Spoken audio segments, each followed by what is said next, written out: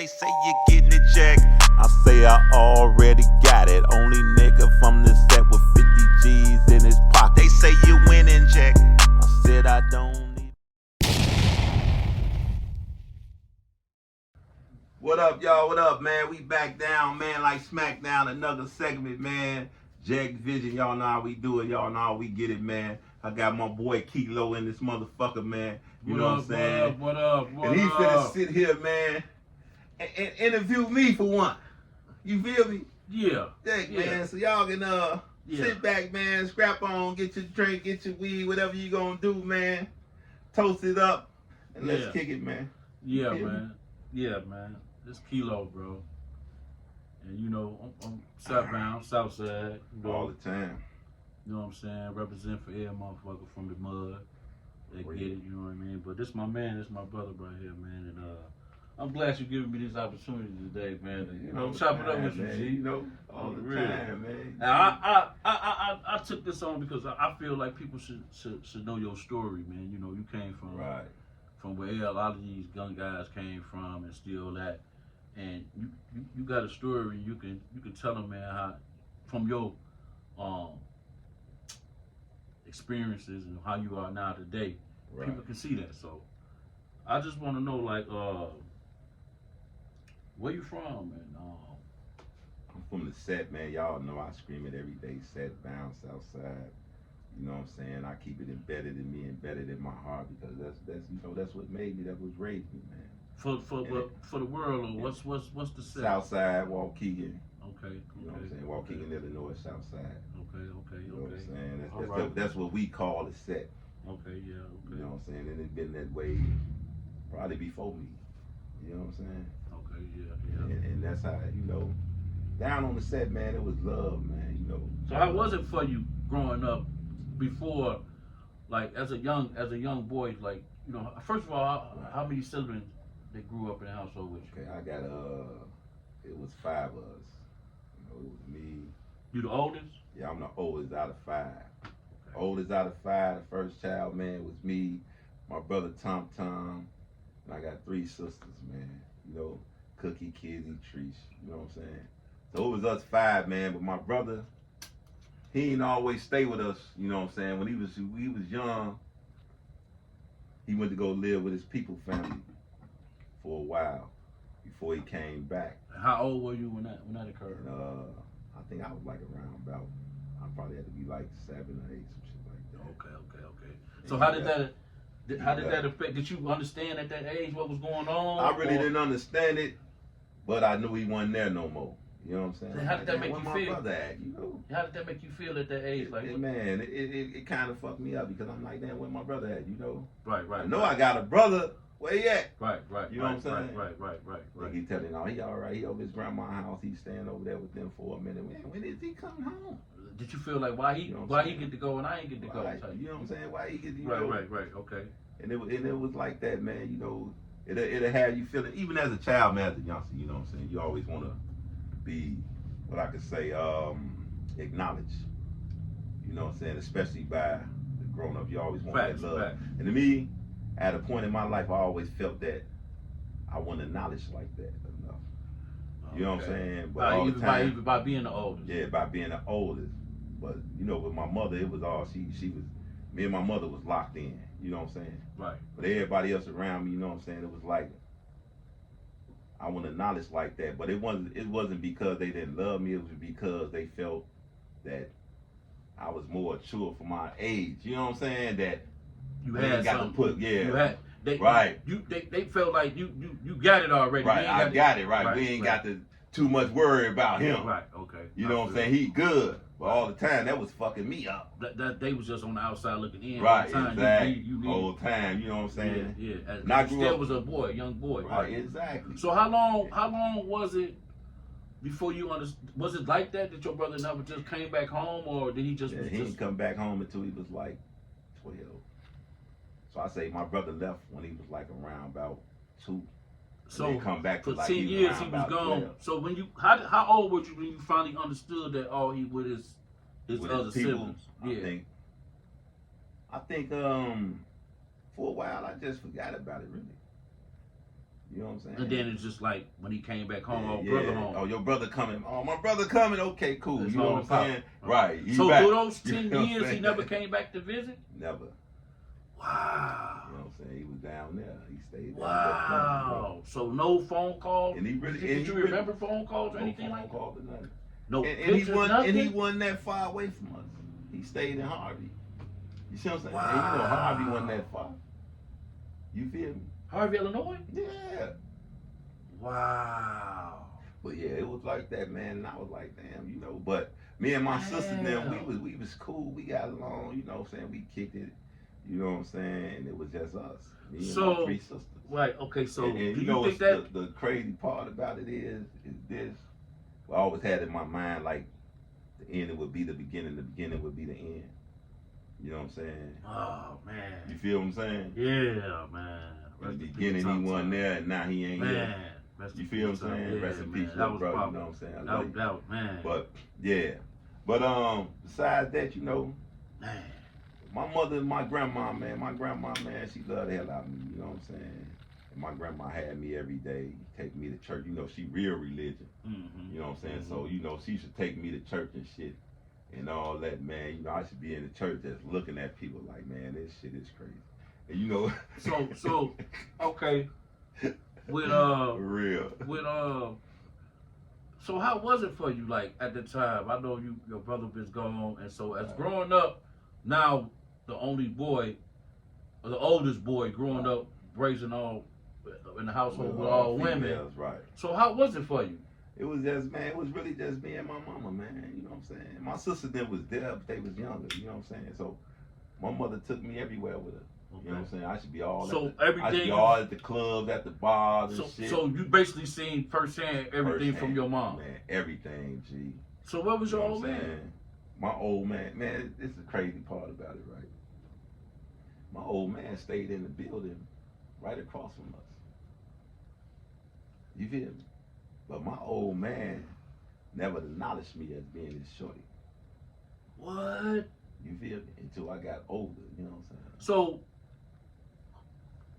how old were you? So first, did you ever ask him who your father was? Yeah, I always asked. She always. And what did they tell you? They told me. My mom told me who my father was. You know. So you seen him and knew that was your father. Exactly. So did you wonder why he didn't want to? And he had other kids at the time too. So did you wonder why he didn't want to acknowledge you? Yeah, exactly. You know what I'm saying? I'm like, so you got all this. Wow. He walking past me, you know what I'm saying? He might say, hey, you know what I'm saying, or something like that, but wow. You know what I'm saying? Wow. He just keep walking. I'm like, damn, what the fuck I do? Wow. Yeah. So and this is as your whole early boy teen years. My early teen years, man. I really was raised up by my stepdad, man. You know, and my stepdad, he really, I'm talking about. He really showed me that a man can love somebody else's kids and take care of them genuinely. You know what I'm saying? Wholeheartedly, genuinely. You know what I'm saying? He taught me that. Facts. You feel me? And that's why you like how you are. Exactly. But he used to beat my mama ass too, though. Whew. You know what I'm saying? And that fucked me up too. You feel me? So how was that? You dealing with that as a young boy? Was it a certain fear or was it always I'm gonna get this nigga back? Man, it was both. You know what I'm saying? It was both. I almost got his ass. I stopped myself. You know what I'm saying? Me and the homies when we got old, I was break him off. But it was both, man. The fear was there too, and it really fucked me up as a child. As far as me, like I had a sleeping condition for a long time, and I never knew where the fuck it came from. But that's where the fuck it came from. You know what I'm saying? I sleep so motherfucking hard. Because he'll come in late at night while I'm drunk. in the bed drunk and beat my mama up. You know what I'm saying? And so I'm hearing all this shit. And I had to sleep through that shit. So they gave me... That prepared you for... That you didn't even know the shit you was going through. Exactly. Prepared you for path for what you was in the going through. Right. Down the road. Wow. Exactly. You know what I'm saying? Wow. Well, we gonna get to that. I had to, you know, sleep through that shit. You know what I'm saying? That's and terrible, all this man. bullshit, man, that was going on around me. You know what I'm saying? That still be a young boy Right, coping still with that be shit, a still young strive. boy trying to cope with it. You know? So, during, like I was saying, you was going through, the message disputes in the house. Your stepdad, your mom, and so the brother was gone. So how did you cope with that and find the love of hip hop? How did you? Man, Like who turned you on to wanting to really like rap? Now this hip hop thing started as a me trying to get a girl. You know what I'm saying? For real. See, So people don't even know that. You know what I'm saying? Oh, so you was on some LL shit? Right, exactly. Oh shit, folks was LL. You feel me? So LL really turned you out, right, man. That was kicked it off. You feel what I'm saying? LL turned you out. Hey, I wanted this little girl so bad, man. You know, and it was her birthday. You feel me? So right. I'm like, damn, what can I do to get her for her birthday? I said, fuck it. I said, man, let me make a song about it. You know what I'm saying? Now came happy birthday, and then I had my cousin, Boogie B. You know what I'm saying? He was there. He was there. He made the little beatbox for me and shit. And then we went in the bathroom, and he had a radio. We pushed record. He beatboxed. I rapped that whole song. He went over there and played it for her and stuff. You know what I'm saying? And I came up. You know what I'm saying? And I came. And after that, you remember the song? It was happy birthday, something like that, right? I don't remember the lyrics? I don't remember the lyrics. You know what I'm saying? So that's when you was like. But I was like, I do can this. come up off this. You feel me? So basically, LL was who you looked up to in the hip hop world. LL was my boy, man. LL, okay. I like that style, that you know what I'm saying, that aggressive type shit. You feel me? Yeah. And then even with the love, see, you know, he had that I need love. You know what I'm saying? And it was still the same. You feel me? But that's what put me in the rap game. When I started doing after that, I go to my cousin's house, man. I'm talking about, I used to freestyle. I used to write nothing. I go to my cousin's house. We'll go in the bathroom and push record on an hour and 20-minute tape, nigga, both sides. And I rap the whole motherfucking hour and 20 minutes on this side, hour and 20 minutes on that side, just coming up with songs. You know what I'm saying? And then he'll play it out the window, man. People will flock around. This, who's that? That's Jeck. Oh, damn, that nigga. You know what I'm saying? And so, that's how I came up. So he a problem. How old was you? You know what I'm saying? Oh, I was young as hell. I had to be at least about, what, 10? Probably. Wow. Something like that. Wow. Yeah, I was like 10, 11, something like that. You know what I'm saying? So that's how it was for a while there. So when that built my name up. I'm talking about in the hood. So when did it cross over to where the gang affiliation came about? Well, you know, it's always been gangs around there. That's one thing about it. It's always been gangs around there.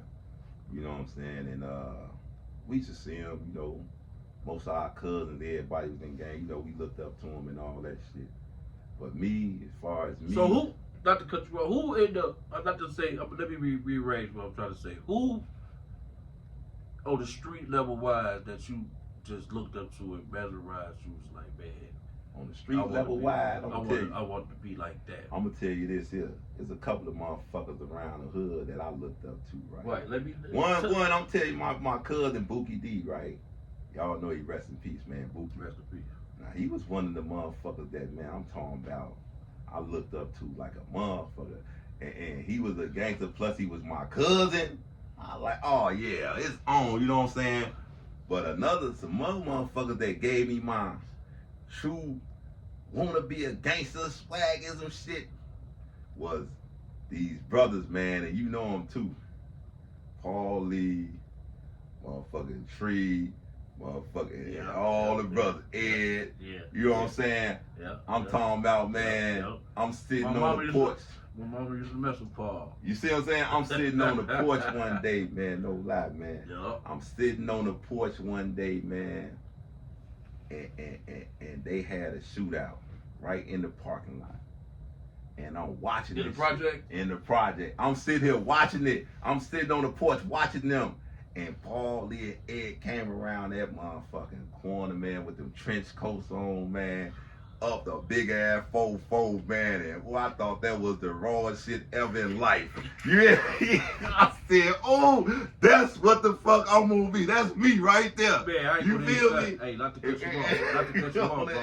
Not to cut you off, bro. I ain't trying to put my motherfucker OG business out there, but hey. the only reason why I'm saying this because this shit, I remember Paul because Paul was a big swole, this motherfucker big swole ass nigga in the crib. I'm like, who the fuck is this big motherfucker bro in the crib, bro? With a big ass curl, feel me? He was one of the guys though. This is before I even knew about. Exactly. You know what I'm saying? I was a shorty. This is like I was like 10. That shit mesmerized me so much. When I got older, that's all niggas knew me from. Oh, that nigga got that trench on, don't he? That big ass gun. I loved it. That shit. You feel what I'm saying? So when you a lot of influence, Peter Boy. I'm talking about Peter Boy. You said, man, I'm talking about wreck niggas. You feel me? Rack 'em. See, I'm talking about with the hands. The nigga was so cold with the hands. So he was the number one in the man. Peter Boy was the number one in the area. Wrecking niggas. You hear me? I'm talking about nigga. Motherfuckers say Peter Boy fight. What? Man, the whole project's over there. I'm talking about it's like niggas trying to get a front row seat. If it they trying to see that shit. Man, cause he putting the foot-fops on the nigga. You hear me?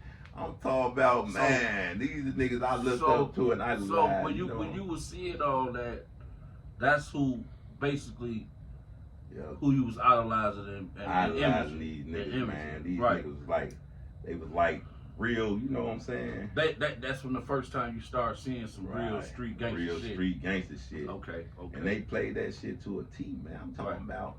And this is shit I seen. Just like I say, you know, your environment influenced you. This is shit I seen, man. This is shit I was growing up idolizing. You feel me? So what age were you when you started getting into it with the with authorities? So when I was like around about, I ain't gonna lie, I started doing this at an early age, man, like 2nd, 3rd grade and shit. And that's an early ass age. Started doing what, like 3rd grade? I brung pistols. Me and my boy Clem, shoot 'em up. Y'all know what it is. Hey, Clem, right? Me and Clem up in pistols on niggas in the 3rd grade. You feel me? So how a 3rd grader get to how you get a gun in 3rd grade? Man, it was his brother. Hey, it was his brother gun. I would say that, but his brother had a gun tucked off his shit, man. You know what I'm saying? We went up in that motherfucker. So did he gave y'all the gun or y'all took y'all we went up there and found that motherfucker. Y'all got the gun. Cause that motherfucker came straight to school. And had my little homie up there, nerve, finna smoke his ass. Nigga. He thought it was sweet, you know what I'm saying? But they told on you, didn't they? Hell yeah, they told on the nigga quick, you feel me? So what happened when they told on you? Man, they came down there, police came, investigated the shit, called our mamas and shit. Our mamas came, grabbed us, took us.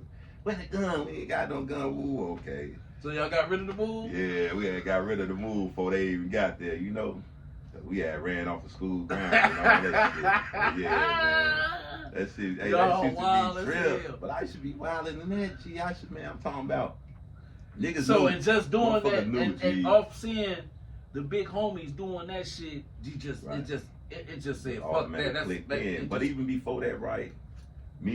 My attitude was this, man. I was just about to say. My grandmama taking me to church all the time, right? And at a young age, I really, really, really, truly experienced the real fucking Holy Ghost. You know what I'm saying? Okay, in church. I was sitting in church, and people was going through it, man. And I'm talking about everything just stopped. There was like an aura in the sky, but you know, people still doing. I don't hear shit. They hollering. I don't hear shit. I don't see. I just. Man, I think I experienced that. I know what you're talking about. You know what I'm saying? Yeah. Right. You know what I'm saying? Yeah. And but mine was in the dream. Oh, in the dream. But I felt it like how you talking about. Right, exactly. You see what I'm saying? I know exactly what you're saying. I felt that, man. Not to cut you off. Go ahead. I was going to trial. Right. For one of my big cases and shit. On both cases, they was trying to give me a lot of time. Right. But you know, I was really, having a good relationship with God. Right. So I'm just like, man, show me something in this trial that I know that I'm gonna be cool. That I know that I'm gonna be alright. It ain't gonna be that bad for me. And I had that dream, G. Right. I woke up, like in the county, you know how the county set up. I wake up, G. And when I wake up, I'm walking, I open my door. And in the day room, they having a brick fight, folks. Yeah. Like everybody throwing big bricks. G. Right. Everybody, the whole day room. And I'm looking at this shit, walking through this shit like, damn. Looking at this, but I'm walking through this shit though, G. Right. Exactly. Like the aura, like how you said, like everybody, like they ain't paying attention to me. Right. I'm looking at this shit like, what the fuck? Exactly, man. And then a brick hit me in the leg, like boom. As a matter of fact, this leg, boom. Like that, and I woke up. And then I'm like, damn, what the fuck? So I'm asking that passed on the thing. I tell him that shit.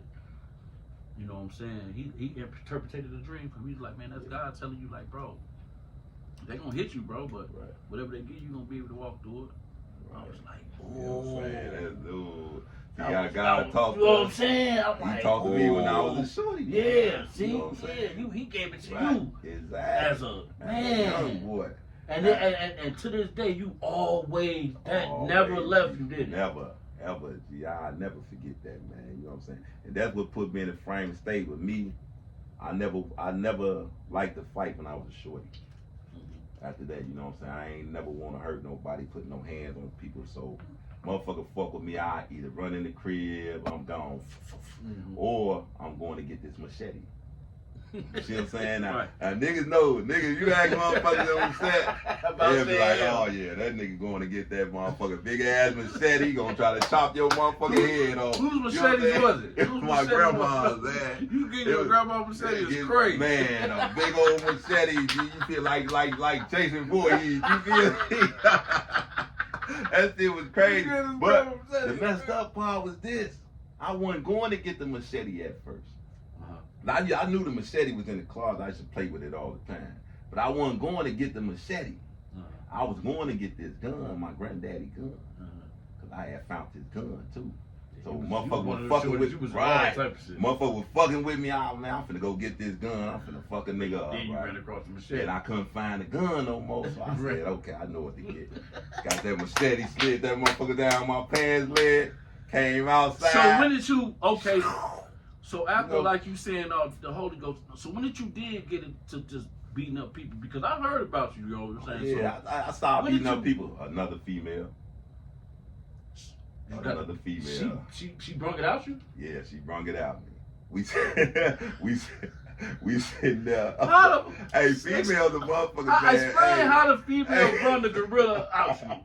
Explain to us. Because, man, I was sitting there, man, I'm talking about, and I was sitting there, she blowing bubbles out the window and shit.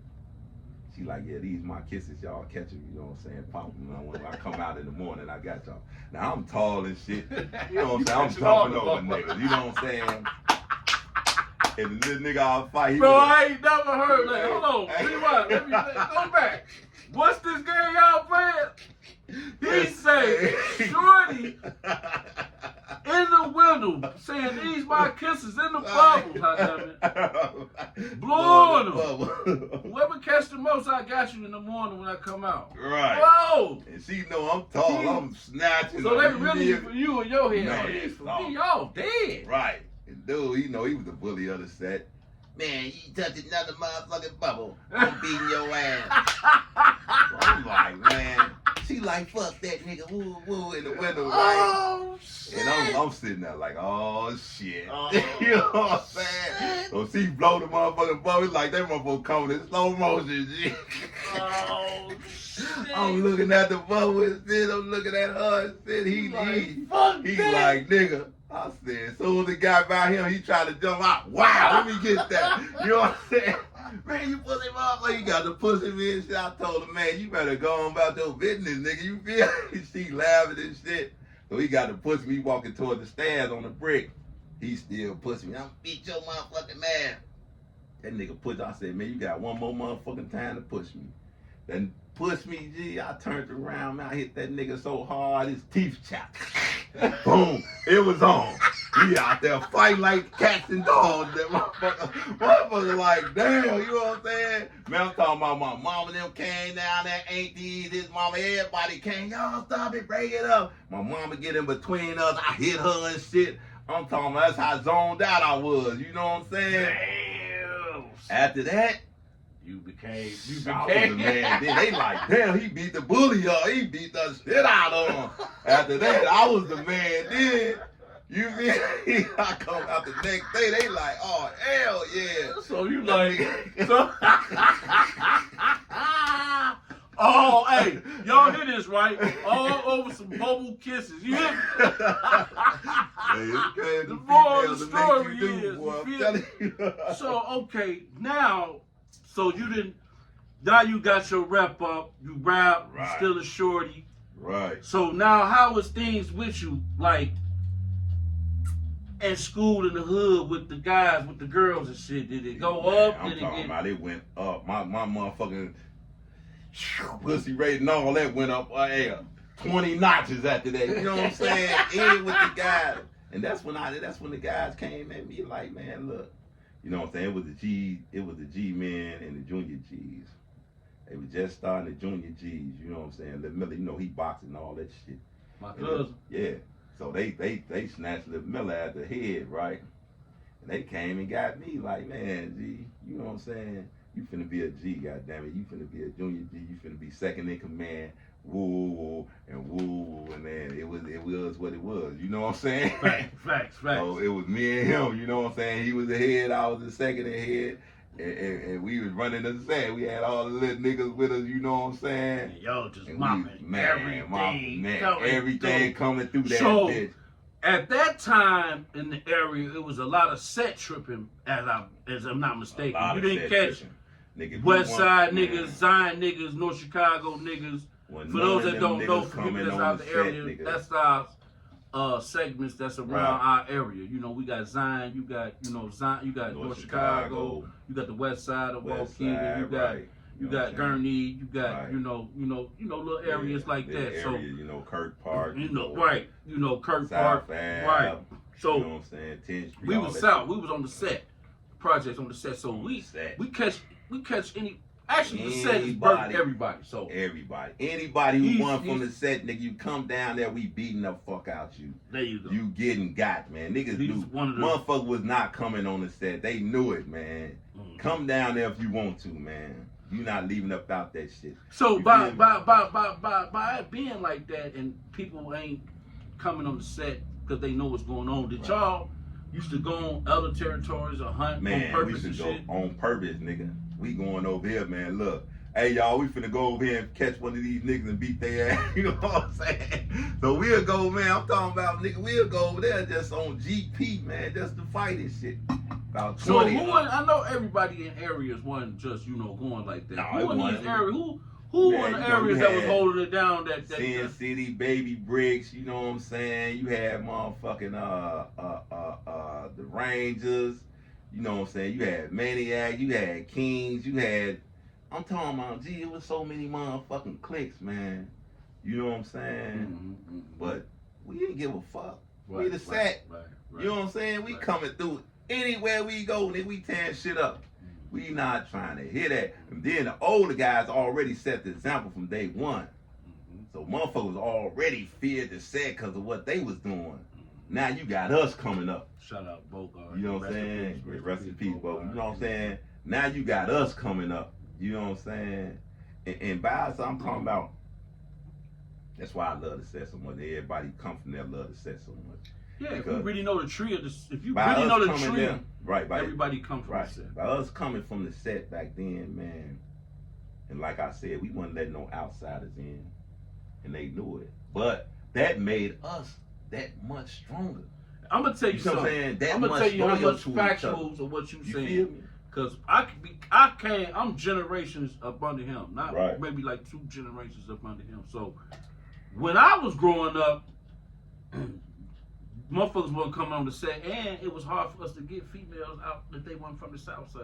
Exactly. Like the West Side Zion hoes was not giving us no play just because they found out we was from the set. Because of some shit we probably that's just how they family. Even though I'm married to my wife, she's from the West Side, West Side Bound. Even her, we was must be meant to be because when I brought her on the set, she did not want to be over there. Right. Like say me from over here. You feel me? Like it was like that. Bro, due to these stories that this man telling. So that's why females just be like, man, just say we'll go up to North Chicago sign or something, man. We'll meet some females at the hollering at and they with it, you know what I'm saying? Where y'all from?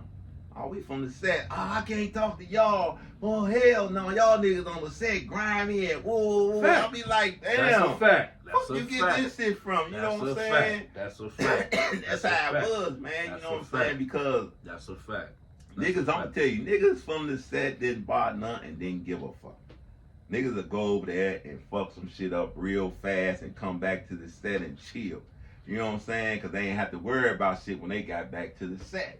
So it wasn't nothing for us to go tear some shit up and come back to the crib. They know, and chill. you know, motherfuckers won't coming over. Right, you know, we just go to Kenosha, tear shit up. You know what I'm saying? Milwaukee race. And we tearing shit up everywhere, man, and come back because ain't nobody coming down there. And you know what? And that's why right now, today, Milwaukee racing motherfuckers don't like us. Exactly, they don't like man. They don't like niggas from Waukegan, man. They don't like us. They don't like niggas from Waukegan. You got to understand, people that's from the world, they got to understand. We in the middle. From the Chicago, you got to get through us to get to Milwaukee, Kenosha, and Racine. So we in the middle. So we kind of take on. We kind of like a different breed of both partridge. You feel me? Exactly. It's like it's way out, but it's real and it's serious. You feel me? But real continue with the story. Right. Okay, so by it being like that, I'm pretty sure that you getting money. Man, getting ugly, man. I'm talking about, man, look. When I got in the game, man, it was still powder cocaine.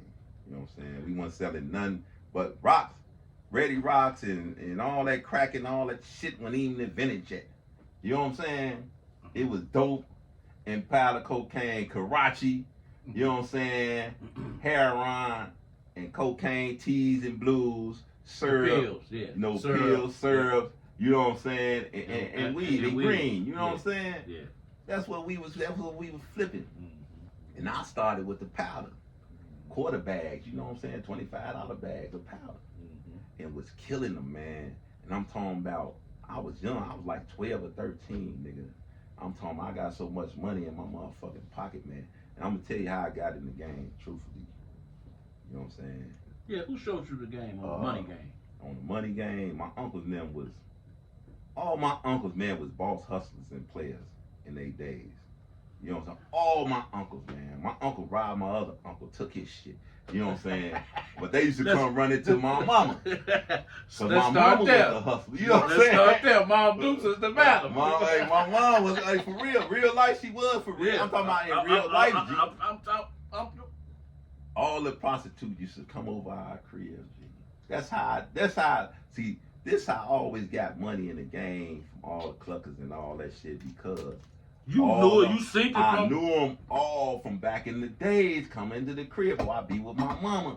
And you know, all of them was either prostitutes or players or gangsters in the game that knew me.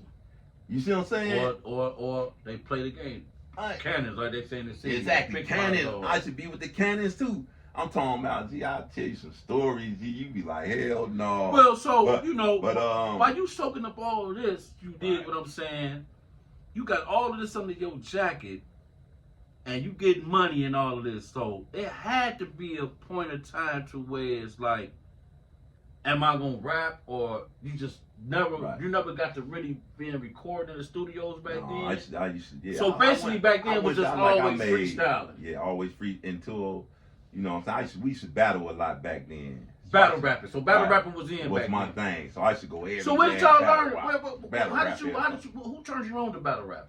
Kumo D and them? Yeah, you know. When they was going, you know, okay. Because that's what they do. Run DMC and them, you know, back in the day, they used to battle. KRS-One, them, they used to battle. Ooh. So that's what we ate. Raw as hell, boy. So that's what we used to do, battle. You know what I'm saying? And you know how I'm talking about, they should bring females down there to battle me, niggas down there to battle me, grown niggas, you know what I'm saying? I done battled all these niggas, you know, and killed them. You know what I'm saying? And the reason why I was so raw. So what was your name? What was your name? What would they call you? Jeck, boy, like right now, Jeck Vision, y'all know what it is. Jeck Vision tuned in, man. Shout out to the clothing line, man. All the time. Now we get it, man. Let's get it. Shout out, man. But you know, Jeck, you know what I'm saying? They used to call me Jeck Ali. You know what I'm saying? My name Jerry Lee. You know what I'm saying? I put Jeck on there, call me Jeck. They should call me Jeck Lee. You know what I'm saying? But how I used to kill motherfuckers was this. You know, motherfuckers come down there with rope grinds and all that shit. Me, I fire off the dome. So that means you roasting their tire, everything right now. Exactly, right so that's now. How they know you. Right now. You know what I'm saying? And then I'm mixing songs that we already like motherfuckers doing now, like, you know what I'm saying, probably say a song back in the day, sing a song in there and all that shit. Yeah. I'm mixing all that shit in my shit Harmonizing right now. Everything, right? You know what I'm saying? Right. You been doing that. Right. And they like, damn, then my cousin beatboxing with me, he going along with everything. He cutting in, you know, say that again, nigga, tell her, look at her mother, you know. So y'all like busting, y'all like right. ready. Y'all verse was the first busting split. Exactly. You feel what I'm saying? Y'all was the first busting split. Okay. Don't get me wrong, right? I went against some motherfuckers that I know was rawer than me. Okay, so let's fast forward a little bit. You had all this going on. Your life seemed like, you know, it was live. So, but I looked at you. Your case was you had an armed robbery. So, how did armed robbery become involved in your life? With me, they say you're getting it, Jack. I say I already got it. Only